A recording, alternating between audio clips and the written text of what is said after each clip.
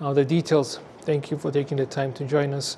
During a ceremony rewarding the best performing girls known as Inkubito Zicheza on Friday, the First Lady of Rwanda, Excellency Jeannette Kagame, emphasized that one of the indicators showcasing Rwanda's liberation over the past 30 years is the equal opportunities that have been provided to the girl child to pursue education and develop alongside her brother.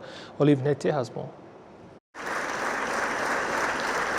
The awarding ceremony aims at recognizing the academic performance of these young girls, inspire healthy competitions and school retention, and motivate other girls to excel. In this year's campaign, 951 girls from two cohorts of 2021-2022 and 2022-2023 will be rewarded across the country. Particularly on this Friday, the First Lady, Her Excellency Jeannette Kagame, awarded 216 girls from different schools, and following this launch, the remaining 735 will be rewarded at their schools. Some of these girls expressed their gratitude and satisfaction regarding the rewards they have received. On behalf of all Inkubito Zicheza and other young girls, I would like to express gratitude to the leadership of our country for their support for education for all Rwandans. Thanks to this support, every Rwandan can pursue their studies as far as they desire, especially young girls. We also appreciate our country's commitment to promoting the education of children with disabilities. In the past, children with disabilities were often perceived as incapable, but today we can clearly see that they have the opportunity to study and succeed. Moreover, there are countless other achievements that we can strive to accomplish.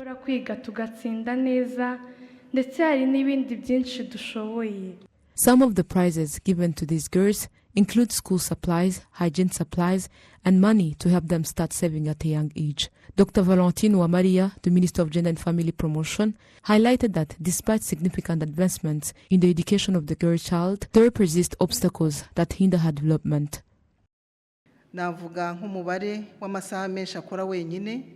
To name a few, I would note the significant burden placed on girls to handle household chores alone, despite the possibility of sharing this responsibility with their brothers. Additionally, conflicts within some families, financial constraints leading to school dropouts, and the lack of proper follow-ups mechanism exacerbate this issue. Moreover, inadequate information on reproductive health and the prevalence of gender-based violence contribute to teen pregnancies. The Ministry of Gender and Family Promotion, alongside with other public institutions and partners, continues to collaborate to find sustainable solutions aimed at improving the well-being of Rwandan children.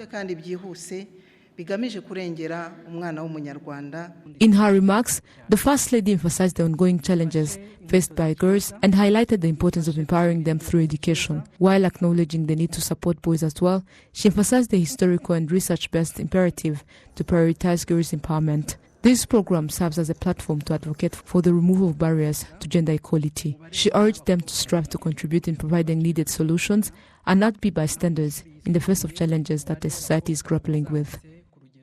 Nubwo mukiri bato hari ibyo mureba mukabona bitanoze haba mu muryango. Even though you're still young, there are certain things you may observe in your families, schools, or neighborhoods that you find inappropriate. Dear Inkubito Zicheza, you shouldn't simply be bystanders. Today you have the choice to become game changers and work towards the changes needed in the future Rwandan society. Whether it is in your own lives or for the future generations, it is important to consider this now. You can begin by understanding and adhering to the idea that drinking alcohol is not suitable for the young. Inzoga si z'abato.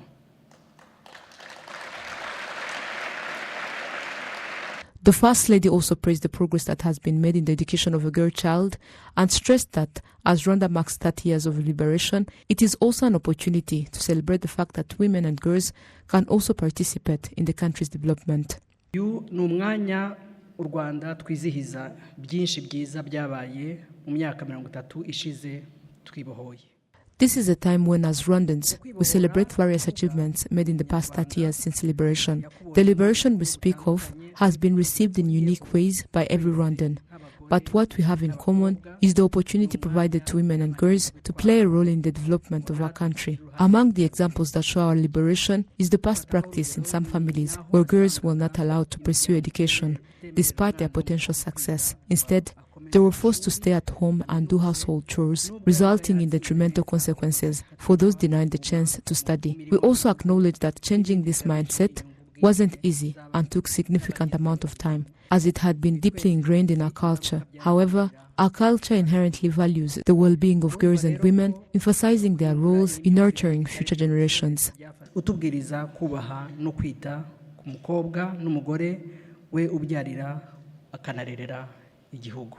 According to statistics, in the past 10 years, the number of girls enrolled in primary schools has increased by 12% and in secondary schools by 45%. Rewarding the best performing girls in Nkubito Zicheza is an activity initiated by Her Excellency Jeannette Kagame through the Imbuto Foundation in 2005. To date, 6,681 young girls have been awarded through this program. Olive Nete, RTV News.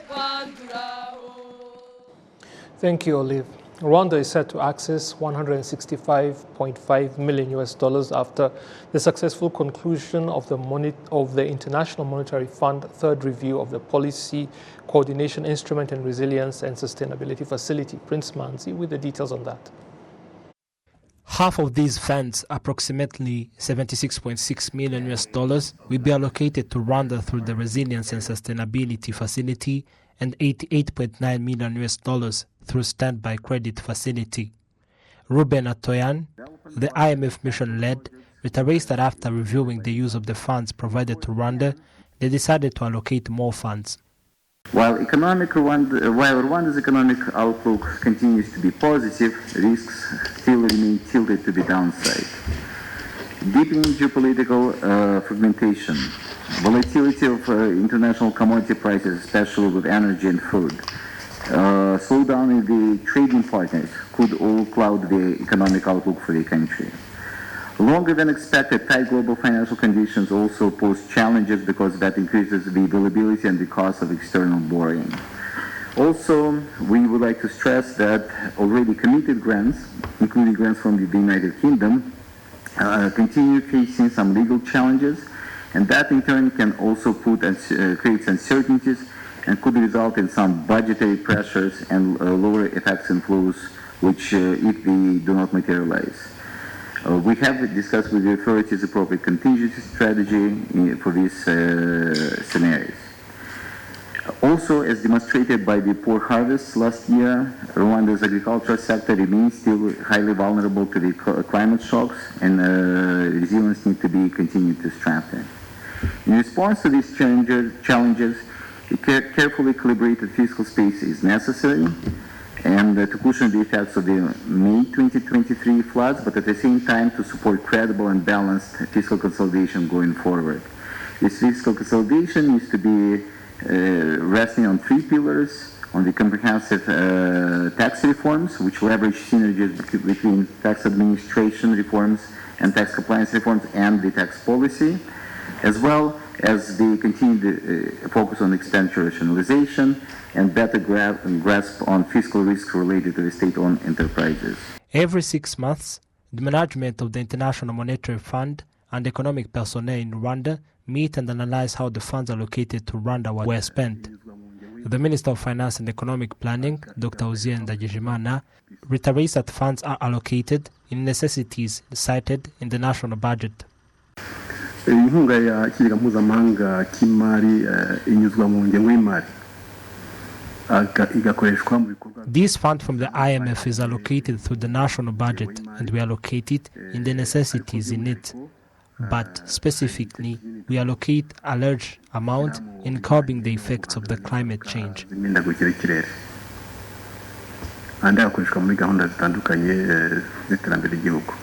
This agreement of allocating funds to Rwanda is subject to approval by the IMF Management and Executive Board review scheduled for May 2024. Prince Manzi, RwandaTV News. Thank you, Prince. Now, in schools here in Kigali City, a campaign named Humeka Neza has begun, with parents dropping off students urged to switch off their vehicles while stationary in order to reduce air pollution, and the schools provided with equipment to test the air quality and flags to raise to indicate the level of pollution. We have the details on that. Measurements taken at the schools when vehicle congestion is at its worst have shown very high levels of air pollution, which is why the equipment that has been provided is important. And these monitors, they can display the quality of the air into color code. So you can see when it turns green, so it can be turned red. Green means the air quality is good, everyone should be active outside. But when it turns to red, so which means air quality is not good, especially kids with existing respiratory diseases, kids with and health conditions should take it easy, not playing too much. So these monitors will be installed in classroom as well as outdoor, and we not only give this awareness because we have a volunteer, the children will come in a class, if find is green, they will raise the green flag at the school. So in that case, each parent drop off the kid may say, oh, this is great, the air quality at the school is green.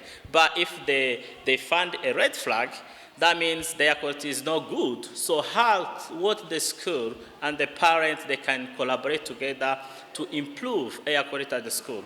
Even students now understand how air pollution can be a problem in general. In the campaign, we make sure every parent knows the disadvantages of bad air pollution. So we'll tell them all the dangers and we'll tell them how they should stop it by stopping their engines when they're dropping us off. We should prevent air pollution in every way we can, especially drivers. Switch off their engines, please. It pollutes the air and it really affects us kids. Left us with utensils to measure air quality and all that. We will use them under the supervision of our teachers to conduct experiments, better understand patterns, notice, examine them, examine how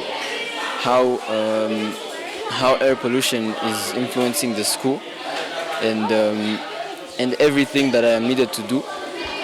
Every solution that our school will come up, I will abide to it, and I will make sure that there is an improvement in the air quality of our school. Figures from the World Health Organization indicate that more than 6.7 million people die around the world each year because of air pollution, 89% of them in developing nations. School administrators are also not taking the problem of air pollution lightly. We are telling parents, whenever you reach here at school, switch off the engine as you make children get out of the vehicles or as you pick them. Sometimes parents tend to rush. As they are rushing, they want to leave the engine on, sometimes even go to the classes and pick children, forgetting that the engine is on and it is releasing a lot of carbon monoxide in the air. So our campaign is against car idling. That's what we have started. So we feel like, educating and us as a school taking an action to make sure that our environments, indoor and outdoor environment, have clean air, and advocate and let the students themselves advocate for their own rights to clean and healthy air. We feel that's very, very vital and very something that we need to equip them with. Yeah. The country's commitment to replace 422 diesel buses with electric ones will help to eliminate 12,000 kilotons of carbon from the atmosphere by 2028, preventing more than 6,000 illnesses and saving the country more than $700 million by the year 2035. Specifically talking about the transport emission has been significant contribution to air pollution, and my question is why not for starting with the children, because they are the one who is highly exposed to pollution because of their status. They are developing lungs, they breathe more air more compared to the adults, and also their height is really close to the ground, which will make them be affected with this traffic emission. Apart from schools, there are 21 stations countrywide that test air quality. It measures 6 key pollutants, including PM2.5, PM10, carbon monoxide, sulfur dioxide, nitrogen dioxide, and ozone. So this machine helps us to have those data so that we can at least know the status of air quality in Rwanda or in Kigali. So this is among of the machine we have in Rwanda. We have many stations, but this is just a sample of the monitors that can help us to get the data. Between 2021 and 2025, 26 car-free day events will have taken place, with each having helped to reduce harmful emissions in Kigali city by 15%. 1,000 people will have avoided harmful respiratory illnesses because of that, increasing labor hours by 3,300 and providing an extra $21 million to the country in revenue during that period. Students at IPRC colleges have expressed anticipation for tangible results in the labor market following the introduction of bachelor degrees of technology. Adam Squizera with more. In February last year, the Ministry of Education introduced Bachelor of Technology programs in all IPRCs, aligning with the career path development for students in TVETs. Some first intake students expressed their appreciation for the opportunity presented by the introduction of Bachelors of Technology programs in IPRC, which they anticipate benefits and increased productivity in the labor market, particularly as their courses align with the world's technological changes. The way technology develops daily, it's necessary that you also have to align with it by updating yourself. That's why once you get an opportunity to advance your professional development skills, you have to study. We've been studying on how to sustain technical maintenance, which is totally different from what we learned in Advanced Level 1, A1.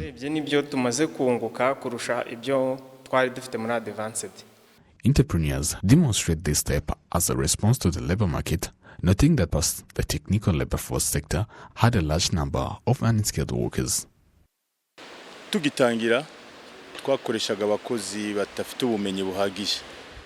At the beginning, we started with unskilled labor, but since we started to use these IPRC graduates, we found a sustainable solution in our proper management and operations. Because, it's very different when having skilled and unskilled workers. So we are glad that we have a well-trained unskilled workers, which is a benefit to us.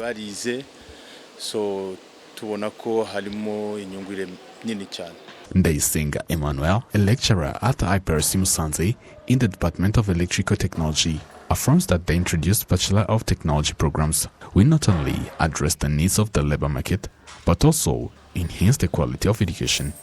We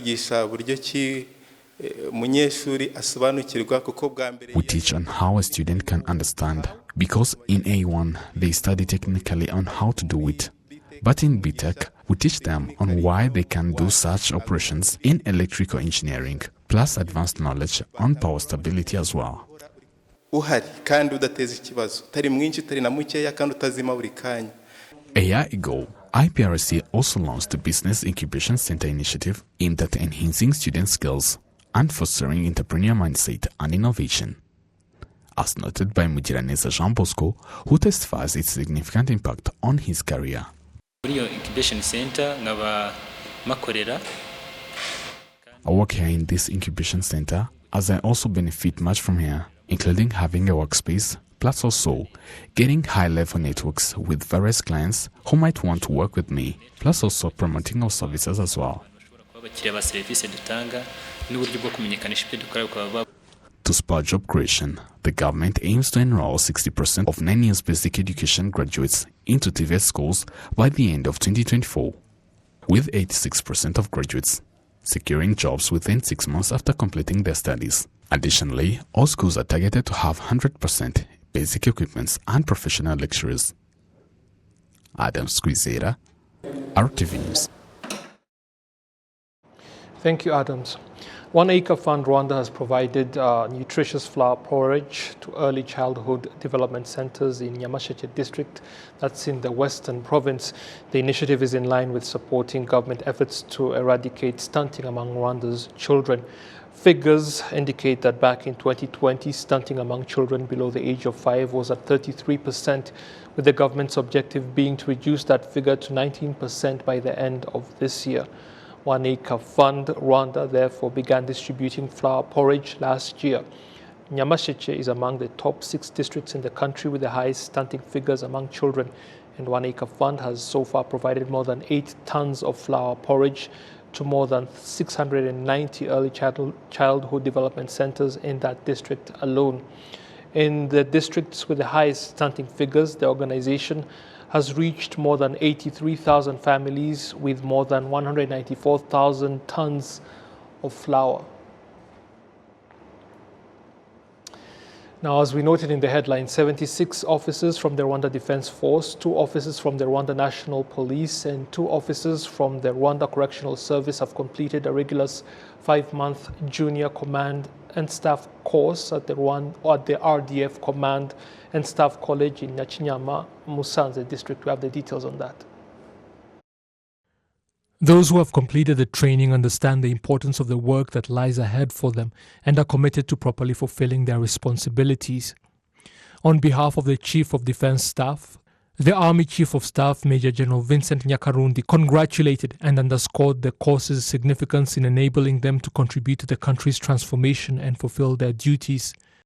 The President of the Republic of Rwanda and Commander-in-Chief of RDF has been explicit on the role of RDF in defining our identity in the national transformation.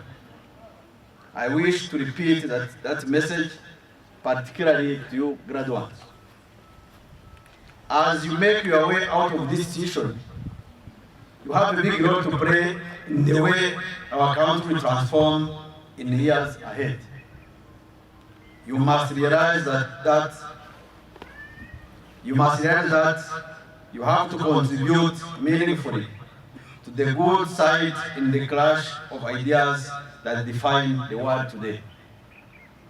Dear graduates, as I congratulate you for your achievement today, I wish to urge you to rise to the great challenge of building a defense force and ultimately a country that we all want and deserve in a region with unprecedented threats.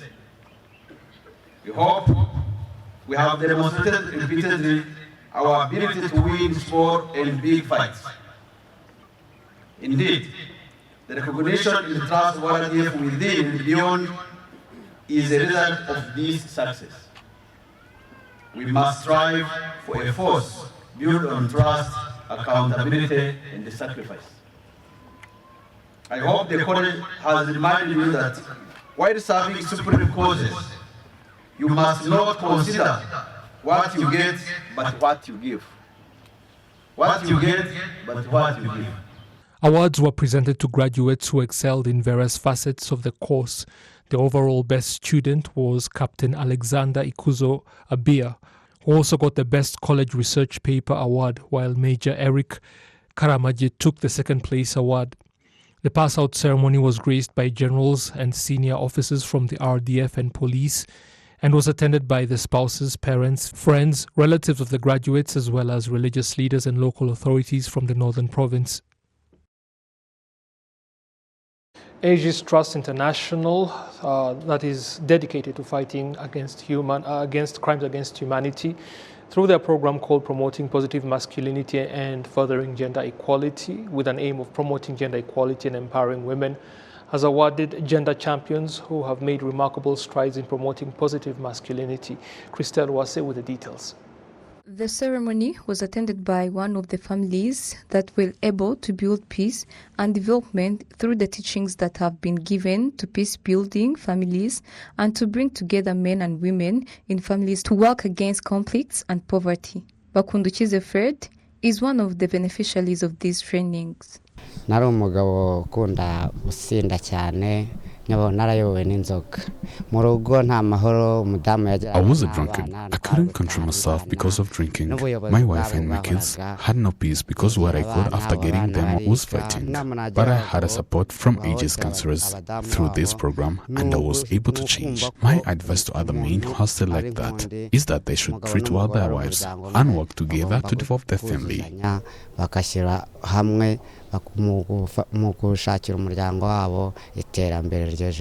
One of the educators of this program, Wamungu Jean, says that despite the challenge they face, only there is a contribution that they have been able to make, and she's pleased with the steps taken to reduce domestic conflicts. imbogamizi tuba tuzifite urumva niba usanze ari abakene kandi mu byo dukora Yes, we still have challenges, especially supporting those in poverty, because we don't have enough support.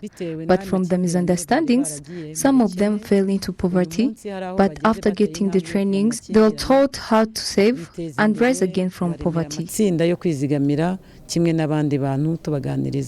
IG's gender and integrity expert says that bringing this program would not only help some, but also be productive because those who were taught helped in educating their peers. After working together, removing the conflict among them, we teach them how to use their hands and make the proper income generating activities. And even this community, you will see the testimonies from the different people. They have even formed the groups, saving groups.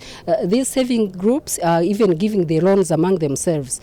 All those that had those trainings and went back to their community and train others that are always going to the community to say, this is not the way things are done, you shouldn't do this and this. It's not police that make people work together and live together peacefully. About 31 people were awarded in Kigali today, including 18 couples, plus the partners that have been supporting this program, and 15 total were awarded from all over the country. The program has been operating in 5 districts of the country, including Kicukiro, Gasabo, Nyarugenge, Nyagatare, and Huye. Christelle Oase, RwandaTV News. That report brings us to the end of this edition. Thank you for taking the time to join us. I'll see you soon. Goodbye.